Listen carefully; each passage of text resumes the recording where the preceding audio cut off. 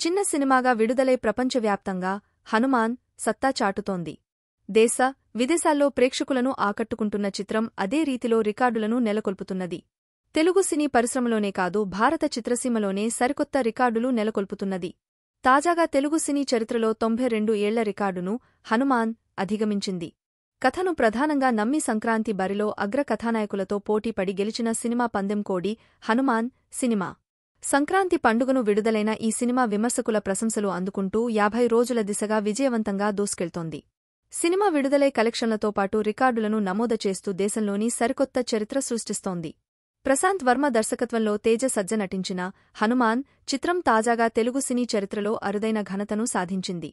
తెలుగు సినీ పరిశ్రమలో ఉన్న 92 ఏళ్ల రికార్డును హనుమాన్ అధిగమించింది. ఈ విషయాన్ని చిత్రబృందం స్వయంగా ప్రకటిస్తూ హర్షం వ్యక్తం చేసింది. సంక్రాంతి సీజన్లో విడుదలైన సినిమాల జాబితాలో అత్యధిక వసూళ్లు సాధించిన మొదటి చిత్రంగా హనుమాన్ నిలిచింది. ఈ సందర్భంగా ఒక పోస్టర్ను విడుదల చేసింది. ప్రపంచవ్యాప్తంగా ఉన్న ప్రేక్షకుల ప్రేమతో హనుమాన్ చరిత్ర సృష్టించింది. 92 సంవత్సరాల తెలుగు సినీ పరిశ్రమల ప్రస్థానంలో ఆల్టైమ్ సంక్రాంతి బ్లాక్బస్టర్గా నిలిచింది అని చిత్రబృందం ప్రకటించింది.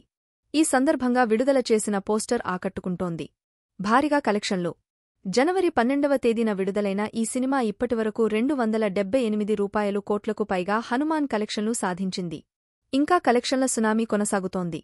ఈ చిత్రానికి సీక్వెల్గా జై హనుమాన్ తీస్తున్నారు. ఈ చిత్రానికి సంబంధించి పనులు మొదలయ్యాయి. ప్రీ ప్రొడక్షన్ పనులు ప్రారంభించారు.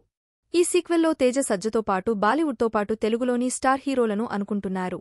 హనుమాన్ భారీ విజయంతో సీక్వెల్పై మరిన్ని అంచనాలు నెలకొన్నాయి. ఈ సినిమా వచ్చే సంక్రాంతికి విడుదల చేసే అవకాశం ఉంది.